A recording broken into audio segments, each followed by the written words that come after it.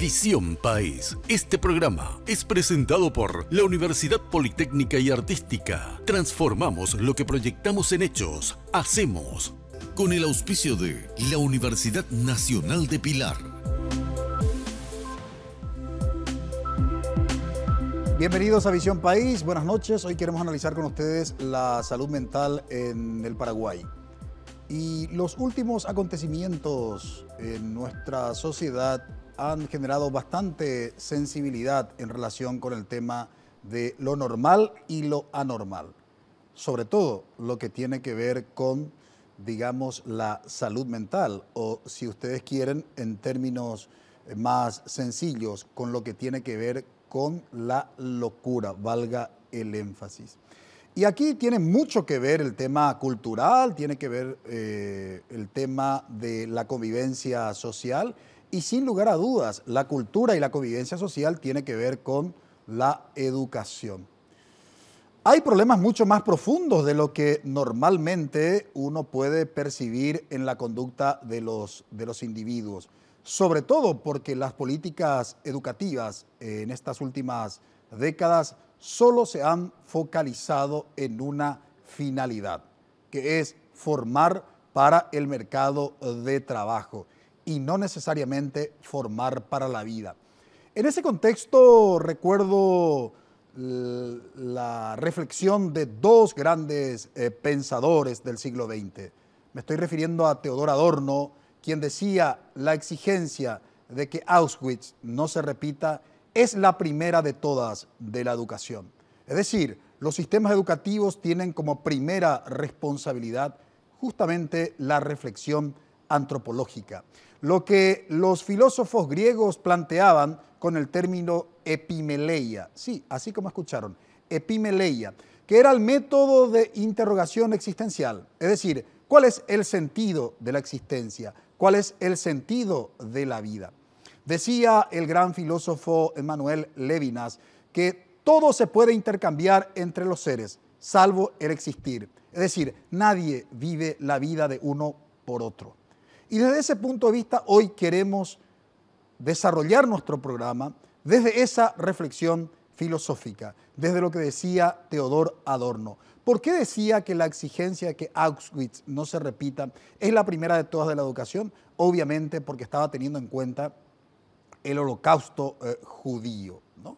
Que no hace falta detenernos. Algunos hablan de 5, otros de 6 millones de judíos asesinados, bajo la figura del genocidio nazi. Por otro lado, el gran historiador Eric Hobsbawm decía que el siglo XX nos ha llevado a considerar la barbarie poco importante, comparado con asuntos mucho más relevantes, como ganar dinero. Hoy todo el mundo, la vida se caracteriza solamente por ganar dinero. Y finalmente, ¿cuáles son las consecuencias?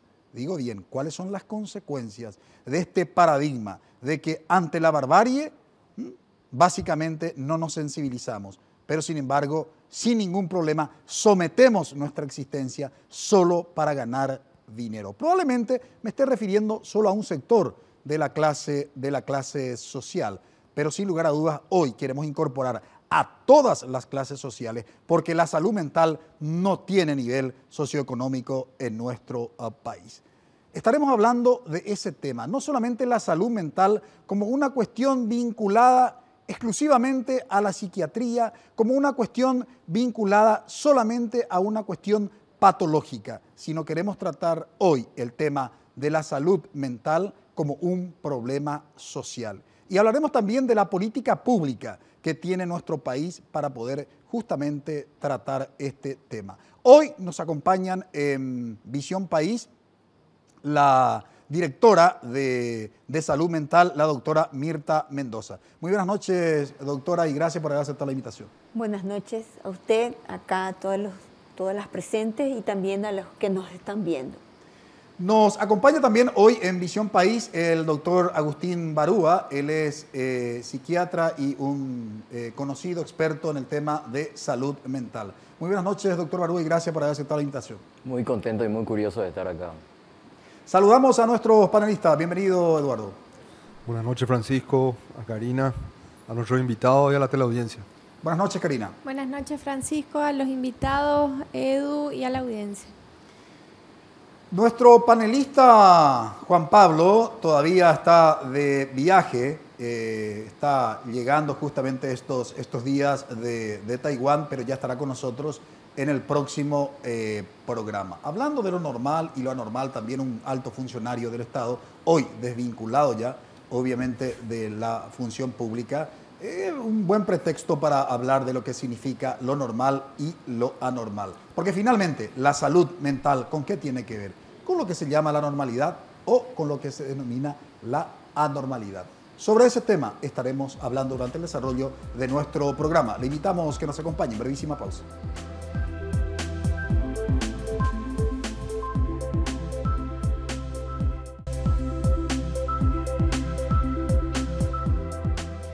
Un gran filósofo del siglo XX, francés, Michel Foucault, hablaba del concepto del sujeto sujetado. Es decir, en función a qué elementos se construye la subjetividad. No vamos a hablar en términos muy complicados, sino cómo finalmente somos sujeto. ¿Alguna vez ustedes se detuvieron a pensar lo que significa la palabra sujeto? Viene justamente de sujeción. ¿Sujeción a qué? Y a esos criterios que le llaman normales. Entonces, cuando su conducta sale de esos criterios llamados normales, que a veces se denomina con el término moral, ¿no? Obviamente uno es un anormal o está loco. De eso trata el tema de la salud mental. Trasladaremos la pregunta a los especialistas. En el transcurso de esta semana, nuestra invitada, la directora de Salud Mental del Ministerio de Salud Pública y Bienestar Social, la doctora Mirta Mendoza, hablaba de unos datos estadísticos. Decían que según los registros de las personas que consultan, digamos, en el área de la salud mental en Paraguay hay un 28% que lo hace por cuadros depresivos, un 25% por ansiedad, y después se reparte un poco, nosotros vamos a poner la pregunta entre cuestiones vinculadas con problemas de aprendizaje, con maltrato, etc. Trasladamos la pregunta a la doctora justamente Mirta Mendoza. ¿Por qué, doctora, se habla de que no hay salud sin salud mental? ¿Qué significa esa expresión? Bueno, es poner en evidencia que la salud de una persona depende no solamente de la salud física, donde se hizo hincapié durante muchísimos años, sino también la salud mental, la salud emocional de los seres humanos es tan importante como la salud física. Porque siempre cuando hablamos, y tenemos que hacer esa diferenciación, siempre cuando hablamos de salud solamente pensamos en nuestros aspectos físicos, nuestro cuerpo, ¿verdad? Y la salud en realidad es integral. Los seres humanos no podemos separarnos en cuerpo y nuestras emociones, somos todo uno. Y se sabe que si tenemos un problema físico que puede ser más o menos crónico, afecta nuestra salud emocional y nuestra salud emocional afecta nuestra salud física. O sea, hay un estudio de la Organización Mundial de la Salud de hace unos 4 o 5 años que vio que la expectativa de vida de una persona que tiene un trastorno mental severo es de 25 años menos que una persona que no lo tiene. Y esto se debe a una serie de factores. Uno de los factores es el hecho de la estigmatización que tienen las personas con trastornos mentales severos, que cuando acude por otro cuadro físico le dicen andate a tu psiquiatra o andate al hospital psiquiátrico, cuando lo que tiene que ser atendido es si tiene un apendicitis o si tiene un cuadro hipertensivo.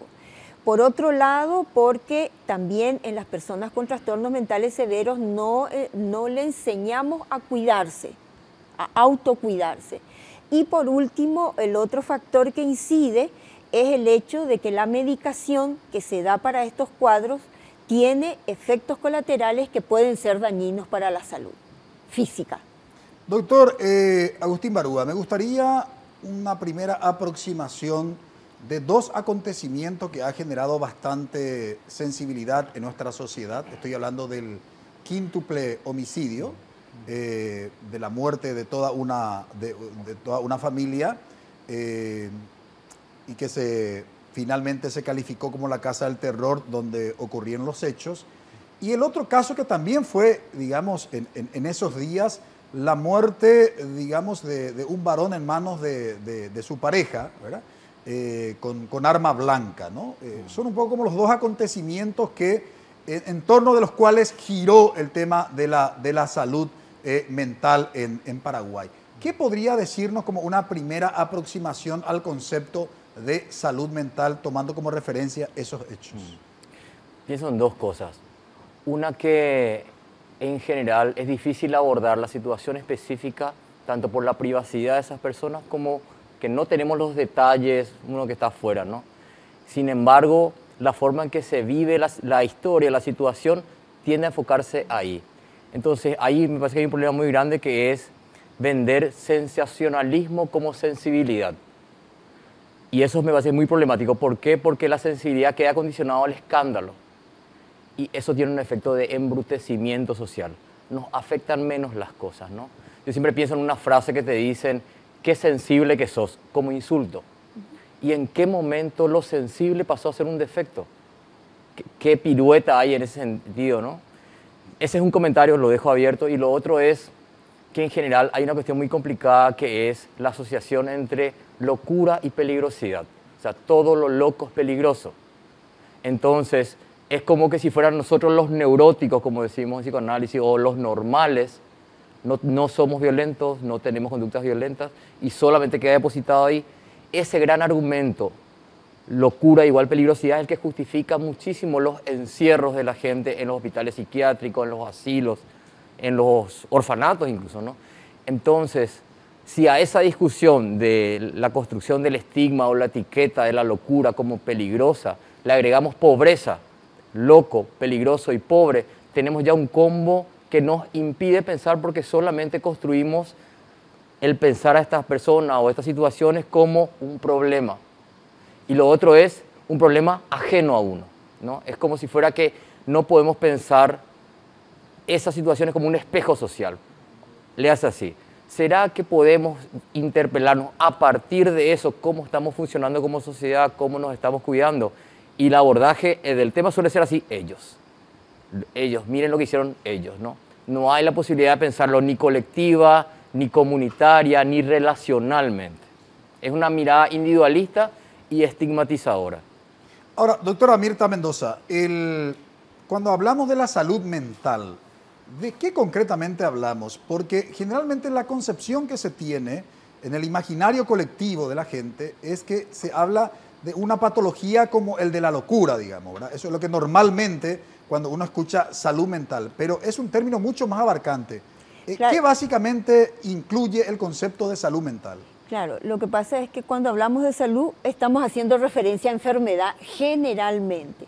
Y si hablamos de salud tenemos que hablar del bienestar de las personas, de las relaciones que establece saludables, no complicadas ni conflictivas. O sea, de la persona y sus relaciones, de esa capacidad que tiene la persona de adaptarse a ciertas situaciones o de afrontar para que pueda seguir avanzando. O sea, no es una adaptación que yo asumo pasivamente y me adapto, sino que hago algo para que eso cambie también. Entonces, de todas esas cosas hablamos cuando hablamos de salud mental, porque si no estamos hablando de enfermedad. Y enfermedad mental no quiere, o sea, la locura generalmente se asocia a un tipo de enfermedad mental.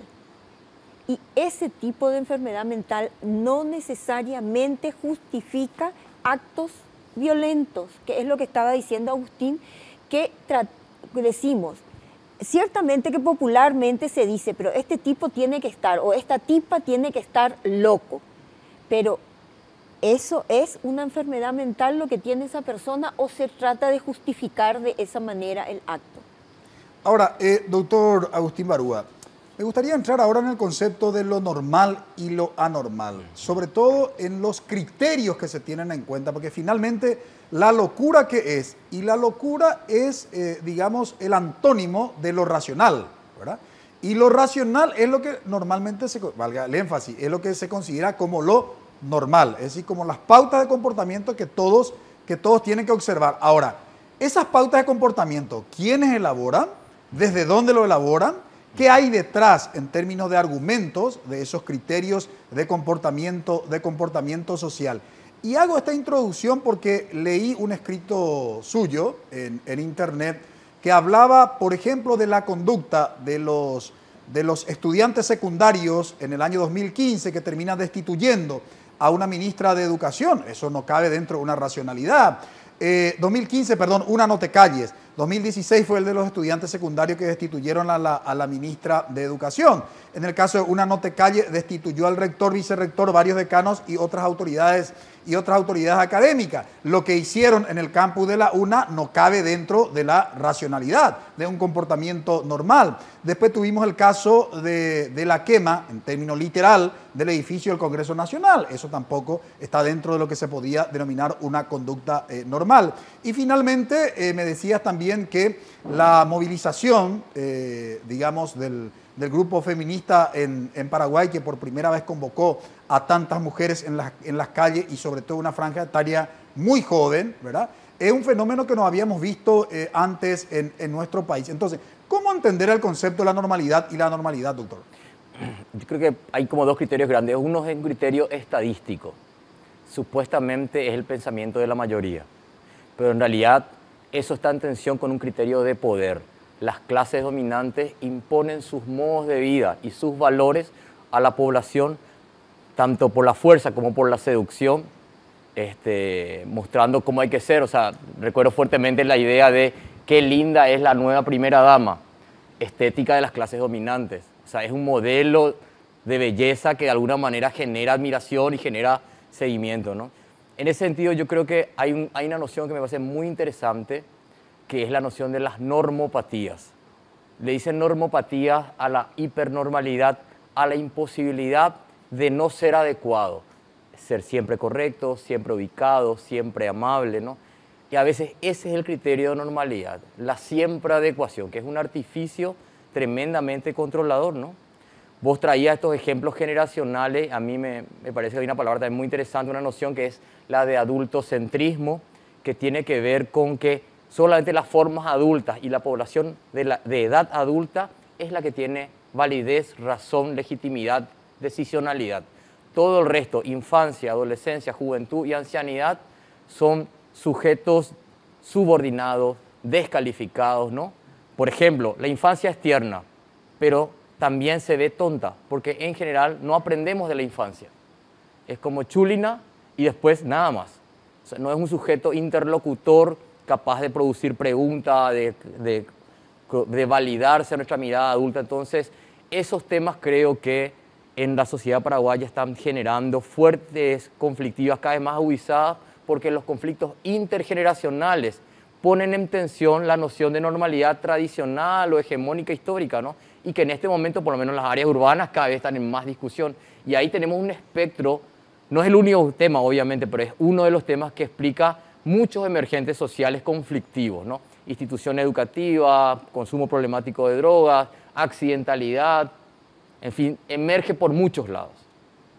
A la vuelta de la pausa hablaremos de la salud mental como un problema social. ¿Por qué es un problema social? ¿De qué hablamos cuando hablamos de la salud mental? ¿Solo tiene que ver con actos de violencia o de locura que solemos denominar como los últimos episodios conocidos públicamente? Hablamos a la vuelta de la pausa de todo esto.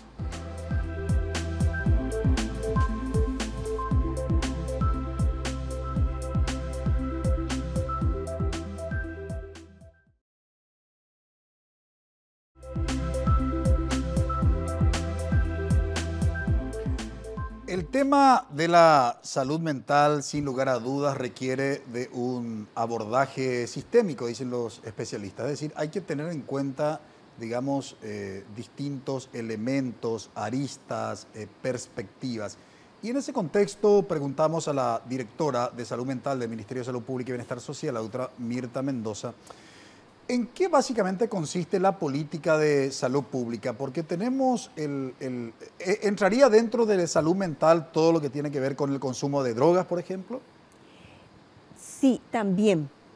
O sea, si uno pone la clasificación internacional, entra el consumo de droga dentro de lo que serían las dificultades, los trastornos mentales y del comportamiento, porque así es el título, ¿verdad? También entraría eso, aunque dentro del Ministerio de Salud está más focalizado en las acciones del Centro Nacional, que ahora se llama Centro Nacional de Prevención y Atención de las Adicciones. Ahora, ¿qué es lo que plantea básicamente la política de salud mental en Paraguay? Bueno, plantea básicamente que sea una política que abarque a la mayor cantidad posible de la población en el sentido de servicios, que no esté centralizado en el hospital psiquiátrico, sino que haya servicios de atención a las problemáticas de salud mental en las diferentes regiones sanitarias o en ámbitos donde está más cerca, donde vive la gente. Entonces hay acciones de lo que llamamos de desconcentración o descentralización de la atención. Entonces hay servicios especializados en los hospitales regionales, no en todas las regiones sanitarias, en la mayoría de las regiones sanitarias, en centros de salud, en hospitales generales, y esto hace que no tengan que tener kilómetros de distancia para acudir a tener una atención especializada. Lo otro que se trabaja también es el entrenamiento de los equipos de salud de la familia para atender estas cuestiones, porque ellos tienen mucho más llegada a la casa de la gente, al barrio donde vive la gente. Ahora, doctor Agustín Barúa, mucha gente hace el comentario, y desde este concepto seguramente del adultocentrismo del que usted habló, decir, pero el tema de la ansiedad o el tema de la depresión no existía antes, ¿no? O sea, esto es una cosa nueva, dicen los adultos, ¿verdad? ¿Cuáles son las causas? Primero, ¿qué grado de veracidad tiene esa expresión? Y segundo, ¿cuáles son las causas que genera una depresión o que genera una ansiedad? Claro, yo diría dos comentarios y el otro creo que va a quedar abierto. Primero, creo que en general nuestra sociedad en cierta medida ha ido avanzando para poder hablar más libremente de lo emocional. Antes era una sociedad mucho más verticalista, donde la posibilidad de decir siento esto, me pasa esto, estaba mucho más bloqueada, mucho más castigada. Creo que quizás esa sea la sociedad que se nostalgie, como que antes no pasaba. Mi impresión es que antes no se hablaba tanto, ahora hay más permiso, ahora se puede sentir y se puede sentir más públicamente. Ahora, hay un problema también que no lo decís, pero yo lo quiero poner ahí, que es otra vez el sentir a veces queda capturado y controlado por la mirada médica. La gente, yo trabajé mucho tiempo en los bañados de Asunción, no decía estoy triste, decía arecó depresión. Entonces el nombre de la tristeza es el nombre médico de la tristeza, de lo melancólico, y ahí queda de nuevo otra vez bajo el control un poco de la medicina, y la medicina que tiene muchos intereses económicos también, que reduce la posibilidad de compartir el sentir. Si vos preguntás cuál es la causa, yo decís ansiedad y depresión, es evidentemente una causa compleja, no vamos a poder como cerrarla. Una de las cuestiones más estériles me parece que es disputar esta causa o la otra. Nosotros estamos muy convencidos que son siempre causas complejas, pero algunas que querría resaltar, una es, yo creo que hay mucha frustración social, la imposibilidad de concretar la vida que muy está al modelo de la cuestión consumista, genera mucha frustración, mucho malestar, y eso puede producir un espectro muy amplio de malestares, también ansiedad y depresión, ¿verdad? Para llamarlo médicamente. Y por otro lado, tengo esta impresión de que los modelos de vida, que se suelen llamar los valores, que se suelen decir que están perdidos, ya no existen porque ya no hay valores, en realidad creo que tiene que ver con la puja entre unas concepciones de una cierta época y otras más contemporáneas, su tensión y la descalificación de lo contemporáneo, que en alguna medida otra vez lo quiero reconectar con el adultocentrismo, ¿no? Porque como toda construcción humana es dinámica, es cambiante, entonces cuando decimos quiero dormir con la ventana abierta, ahora hay que dormir con aire, porque la ventana abierta, un calor de afuera, ya no puedes la ventana abierta, pero vos, esa nostalgia de ese escenario congelado, ese tiene que ver con, por ejemplo, odio el piercing, odio los tatuajes. O sea, que son expresiones de la contemporaneidad, ya no solo de las generaciones jóvenes, pero que desde cierta mirada son un escándalo, ¿no? Y hay otra vez, otra variable que complica más, no lo dijimos y quiero agregar por eso, es el sufrimiento psíquico tiene un plus sobre los otros sufrimientos. Si a mí me duele la rodilla, soy capaz de remangarme el pantalón y mostrarles mis rodillas. Pero si no tengo ganas de vivir, no creo que lo pueda decir en el programa. Entonces, el sufrimiento psíquico tiene un plus vergonzante, así como está construido por esta cuestión de el bochorno de la locura, que se oculta y vuelve mucho más complicado y tiene unos efectos de aislamiento que hace que la posibilidad de cuidarnos quede mucho más dificultada en el campo de la salud mental. Quería, Sí, cómo no, agregar doctora. un ejemplo a esto primero que dijo Agustín. ¿En qué sentido? Se hizo en el 2005-2006, los diagnósticos, por decir, es una categorización, sabemos que es una categorización, los diagnósticos más frecuentes en las consultas, en los servicios en Asunción y Central y los servicios del interior del país. En Asunción y Central tenía la forma de la torta que tiene esta que que decíamos más temprano, depresión, trastornos de ansiedad, y en el interior del país el diagnóstico más, la consulta más frecuente eran los cuadros de esquizofrenia o de trastorno bipolar con síntomas psicóticos. Y ahora ¿cómo decir? Es igual tanto en el interior como en Asunción y en Central, avalando esto que decía. Antes se sufría, pero se sufría en la casa y no se arremangaban, pero se seguía sufriendo en la casa y solamente aquellos trastornos más severos eran los que se iban a consultar en un servicio de salud. Y ahora la gente puede ir a consultar inclusive cuando no tiene una enfermedad, pero tiene una dificultad emocional o un sufrimiento que está padeciendo. Ya sea porque se ha sensibilizado, ya sea porque se ha informado o el motivo que sea, ha hecho que se pueda hablar más de estos temas. Los elementos que están planteando los invitados, Eduardo, Karina, como siempre, son muy interesantes para poner en perspectiva un tema que no solamente por los episodios acontecidos, sino es una preocupación permanente el tema de una sociedad, lo que tiene que ver con la salud mental, por esto que estábamos señalando, no solamente es la cuestión de la locura en el sentido vulgar del término, sino el tema del estrés, el tema de la depresión y el tema de los abusos, etcétera, tiene, digamos, una vinculación directa, una influencia directa sobre lo que tiene que ver con la salud mental, Eduardo. Sí, realmente es un tema, primero, sumamente profundo. Creo yo, estos casos como lo que pasaron esta anterior semana llaman la atención a la población y a la opinión pública en algo que debería ser normal en una sociedad, tratar los temas de salud mental o enfermedades mentales, ¿verdad? Yo no sé, la verdad que una curiosidad que me gustaría saber es exactamente qué cantidad de pacientes al año atiende el Ministerio de Salud, por ejemplo, ¿verdad? Y realmente es suficiente. Yo creo que está en nuestro país, la salud en general es sumamente deficiente. Yo creo que dentro de la salud mental, creo que dentro de la salud pública, la salud mental, no sé qué espacio realmente tiene, ¿verdad? Porque normalmente en cualquier círculo, amigo, social o lo que sea, hablar de salud mental es algo, digamos, tipo tabú. Normalmente se habla, no se quiere hablar de esos temas, ¿verdad? Nadie está loco, ¿verdad? Nadie se cree loco, nadie se cree que necesite un tratamiento, ya sea psicológico o psiquiátrico.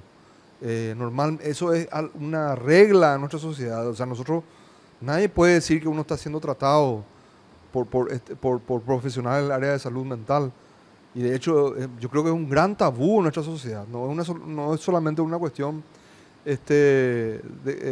digamos, de que cuando suceden este tipo de cosas salta a la luz que, qué loco, ¿verdad? Que gente más loca. Pero estamos viviendo cuestiones que creo que son extremistas, pero hay otras cuestiones muy simples que nosotros ya lo tomamos como si fuera algo normal, ¿verdad? La cuestión de los asesinatos en la calle, los asaltos a mano armada, la drogadicción, que me parece un acelerador, digamos, de trastornos psicológicos y psiquiátricos, ¿verdad? Que hacen que la persona muchas veces ni siquiera sepa lo que está haciendo y las consecuencias que eso puede tener. Entonces, realmente creo yo que dentro de salud pública, ¿verdad? Dentro de la política de salud pública, yo no sé qué porcentaje real y qué importancia le da el Estado a la salud mental. Vamos a trasladar esa pregunta después de la intervención de Karina. Sí, yo en realidad, Francisco, me quedo más por lo que decía Agustín en términos de el espejo de una sociedad que está reflejando algo, ¿verdad? Y que como sociedad nos merecemos un debate profundo del modelo de relación que estamos construyendo, de la violencia estructural que está saliendo a flote, manifestada en casos particulares, en incidentes particulares, pero que debería abogar por una política integral de salud mental, no de forma individual. O sea, las situaciones que estamos viendo en realidad son la síntesis de procesos que estamos generando como sociedad, y cuando pretendemos aislar los casos de, apertura de más centros de atención particulares, lo que estamos es desconociendo que ese sujeto es también parte de un entorno que quizás esté generando también la vulneración en su salud mental como para que tenga ciertas expresiones, ¿verdad? O sea, yo realmente, y en esta semana, bueno, lo vivimos, los medios de comunicación qué papel cumplen en esto que planteaba también Eduardo en su momento de la naturalización de ciertas prácticas. Uno almuerza y está mirando el hecho ahí, con la sangre expuesta, con todo lo que significa ese hecho de violencia, y pasa a ser un elemento más de la cotidianidad, sin que deje de llamarnos tanto la atención como para que amerite la reflexión profunda. Entonces, a mí, tomando la pregunta que hacía Eduardo, también a nuestros invitados de qué forma, más allá de los casos particulares que ameritan una intervención individual, no hay que desconocer tampoco, cuando el caso así lo amerita la intervención individual, pero colectivamente y socialmente, ¿cómo estamos abordando esto? En las escuelas, en las universidades, en los centros comunitarios, a nivel de las organizaciones, ¿cómo se aborda esta reflexión más profunda de que esto no es más que el reflejo y el espejo de la sociedad en la que vivimos? Sobre ese tema volveremos a la vuelta de la pausa. Justamente la necesidad del abordaje sistémico de la salud mental. Y ojo con la expresión, estamos hablando de salud mental, no estamos hablando de enfermedad mental. Porque generalmente ya cuando, digamos, aparece como patología, ¿no? Nos preocupamos y comenzamos a debatir. Aquí lo que tenemos que comenzar a generar conciencia es de lo que debemos hacer en favor de la salud mental. De eso nos ocupamos a la vuelta de la pausa.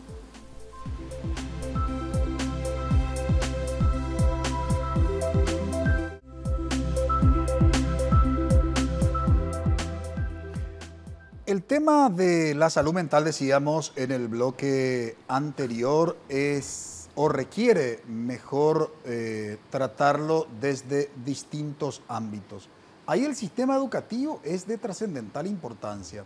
Y cuando hablamos del sistema educativo también estamos incorporando el sistema cultural, es decir, estamos hablando de todas las instituciones y de todas las organizaciones que tienen que contribuir precisamente a trabajar la salud mental de una sociedad.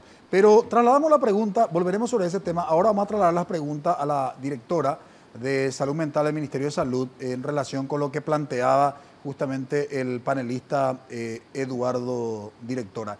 ¿Qué concretamente se tiene desde el Ministerio para atender, digamos, a los ciudadanos que concurren por algún tipo de situación para recibir ese acompañamiento, ese apoyo del Estado? Bueno, por un lado, el Ministerio tiene alrededor de 1.400 servicios de salud, contando en esos 1.400 los equipos de salud de la familia, 1.425, una cosa así. En 90 de esos lugares hay atención especializada. En algunos departamentos están más desarrollados y en otros es mínimo el desarrollo. En cuanto a también lo que preguntaba el compañero era yo lo entendí así, de qué invierte salud en el tema de salud mental. En este momento es el 1.84% del presupuesto de salud va para la salud y la enfermedad mental, de los cuales el 65% está en el hospital psiquiátrico y en el centro de adicciones, que está acá en Asunción, y el 35% para el resto de todos los otros servicios que están en el país. De los miles de funcionarios que somos nosotros, en total hay 1.042 personas que trabajamos en la salud y la enfermedad mental. Y somos 45.000 funcionarios, alrededor de 45.000 en el Ministerio de Salud. Y en ese ámbito entran todos los que trabajamos en estos diversos servicios de salud mental instalados en los hospitales generales y centros de salud, el hospital psiquiátrico y el centro de adicciones. Somos 1.042 personas, ¿verdad? De los cuales son 42 psiquiatras que están para los servicios, nosotros llamamos unidades de salud mental, las instaladas en los hospitales generales y los centros de salud. 44 o 46 psiquiatras trabajan en el hospital psiquiátrico y en los servicios, en las unidades de salud mental están 250, no recuerdo si es 51 o 54 psicólogos. O sea, para dar unos datos, o sea, de eso somos 1.84 del presupuesto de salud. ¿Es suficiente? Indudablemente que no es suficiente. La OMS sugiere que el mínimo es un 5% del presupuesto de salud. Ahora, en el 2006, porque a partir del 2007 aumentó un poco, en el 2006, hasta el 2006, el presupuesto dedicado a la salud y la enfermedad mental hace 11 años atrás era menos del 1% del presupuesto de salud y el 81% iba al hospital psiquiátrico. O sea, un presupuesto escaso y mal distribuido. Ahora aumentó el presupuesto y está un poco mejor distribuido. Todavía no es lo ideal.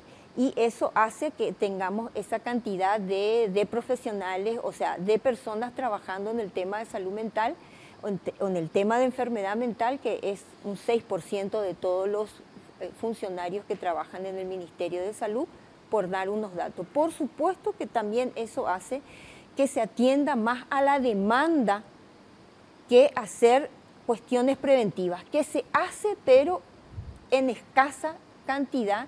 ¿Por qué? Porque la demanda es tanta que no se da abasto ante la demanda de personas con lo que se llamaría una enfermedad mental, con un sufrimiento, con dificultades de aprendizaje. O sea, ante toda esa demanda hay que atender la demanda y no se da abasto para hacer los aspectos más promocionales o preventivos de las enfermedades.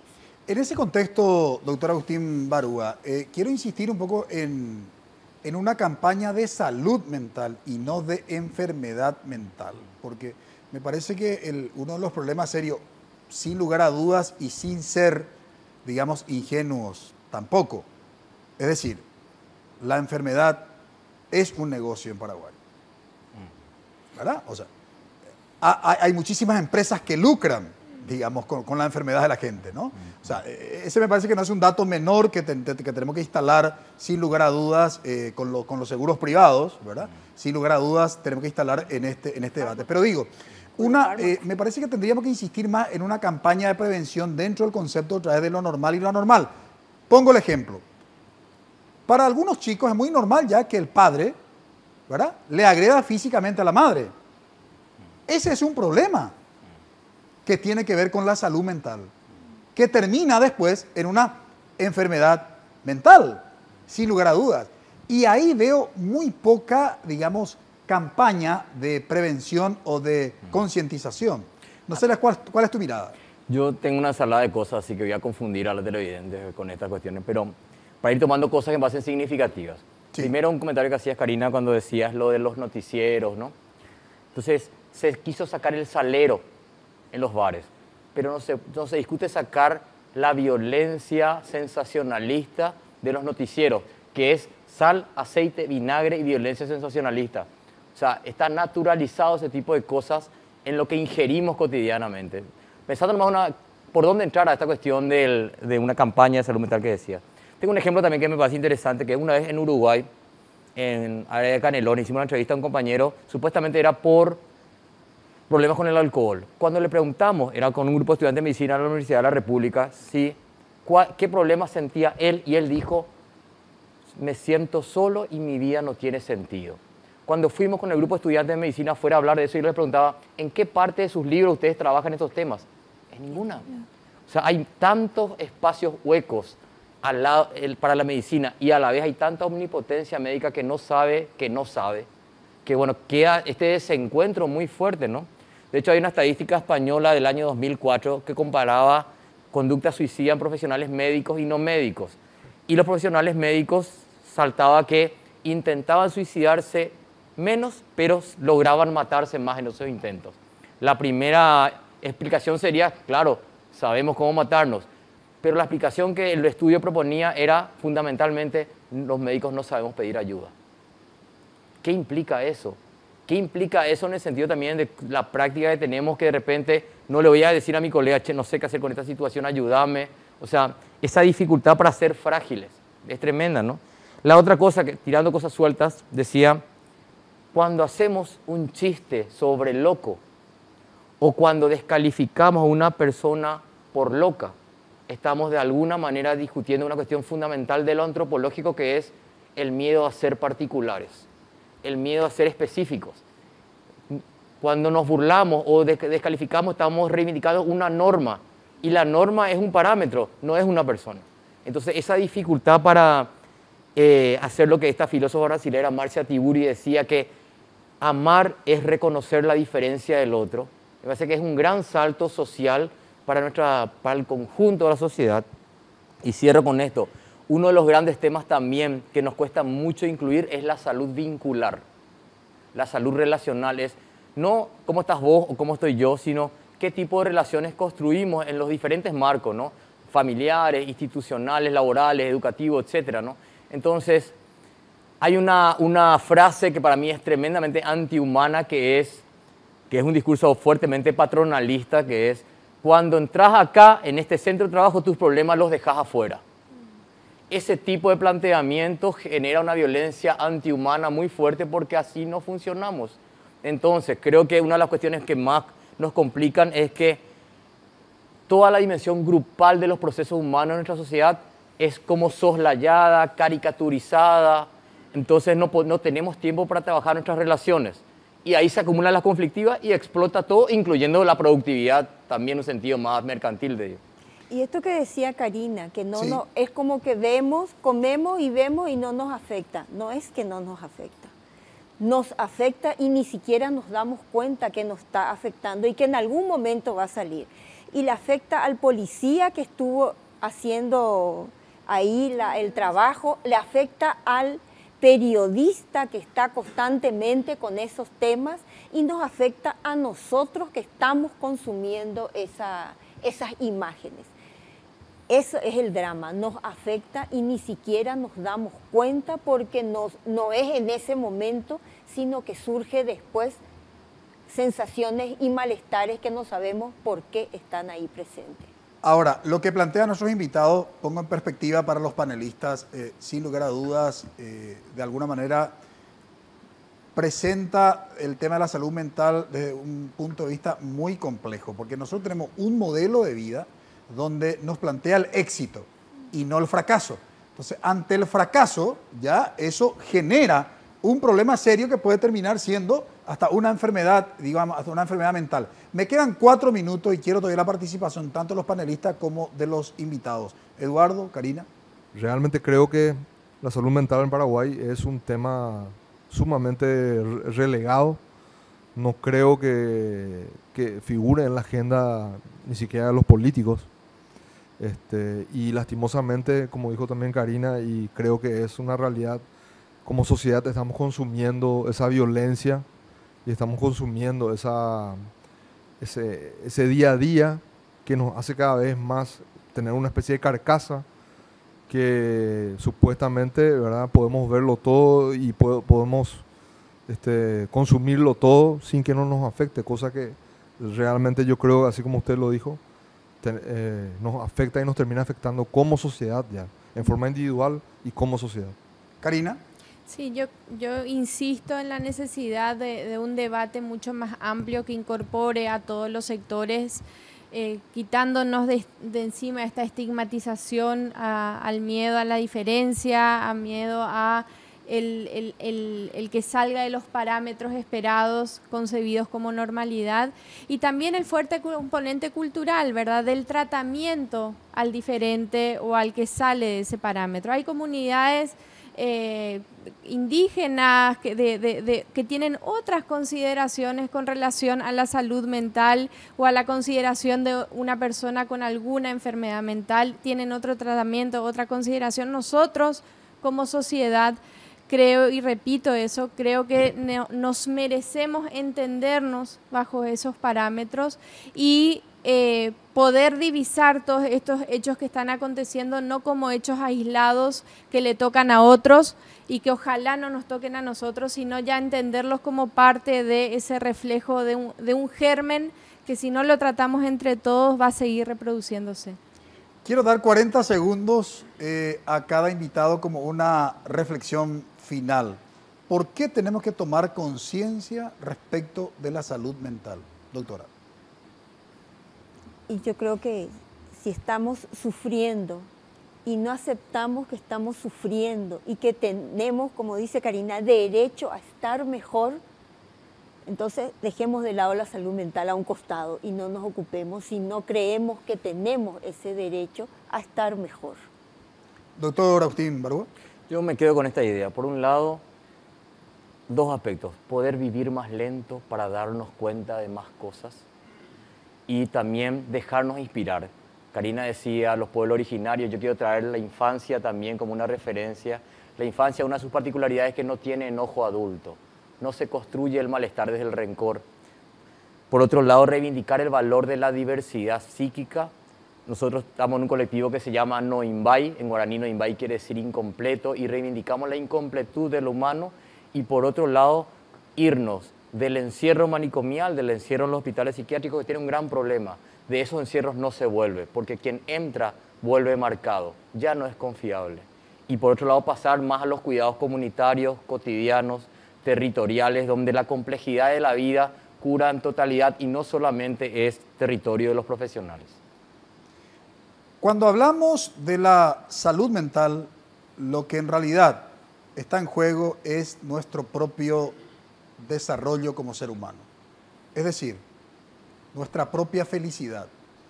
Pero no el concepto de la felicidad que nos plantean algunas empresas internacionales o algunas ideologías de carácter capitalista, sino el concepto de la felicidad desarrollado el concepto por el gran filósofo griego Aristóteles. Que la felicidad no es una cuestión simplemente momentánea, sino la felicidad que tiene que ver con la construcción permanente del desarrollo humano y que tiene que ver con frustraciones, sin lugar a dudas. ¿Hasta qué punto estamos preparados para afrontar las frustraciones como parte de nuestra felicidad. Creo que ese es el gran desafío. Agradecemos a la doctora Mirta Mendoza por colaborar con nosotros en el análisis. Muchas gracias también al doctor Agustín Barúa. Agradecemos también a nuestros panelistas. Gracias, Eduardo. Gracias, Karina. Brevísima pausa. A la vuelta presentamos nuestra conclusión.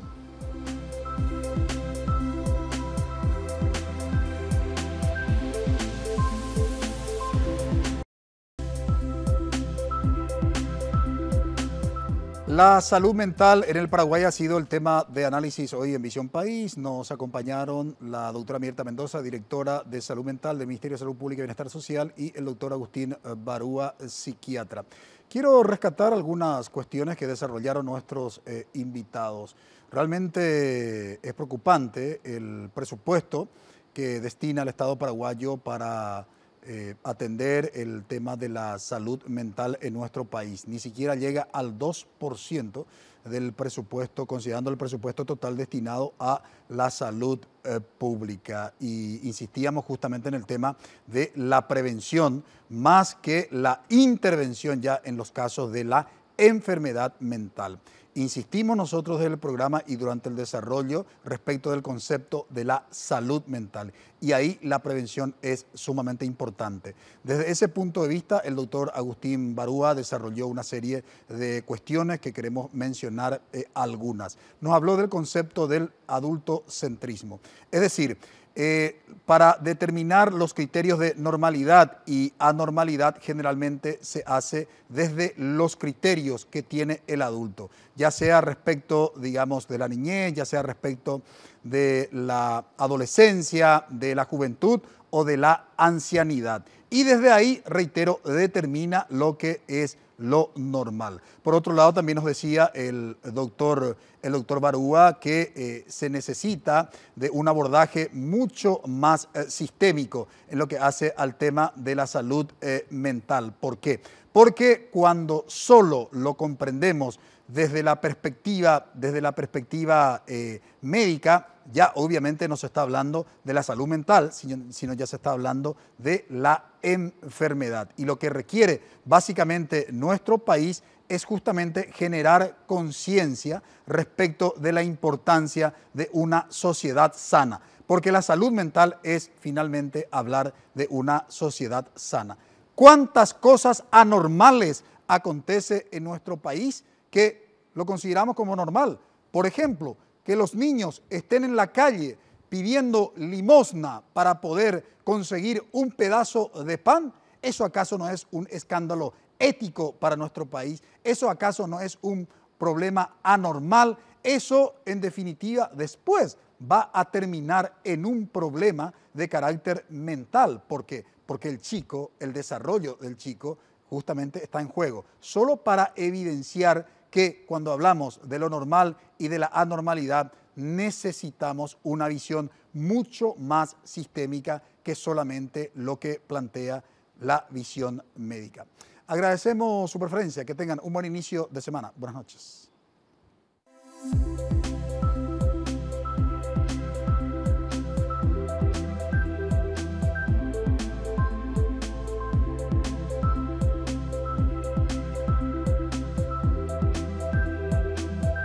Visión País. Este programa fue presentado por la Universidad Politécnica y Artística. Transformamos lo que proyectamos en hechos. Hacemos. Con el auspicio de la Universidad Nacional de Pilar.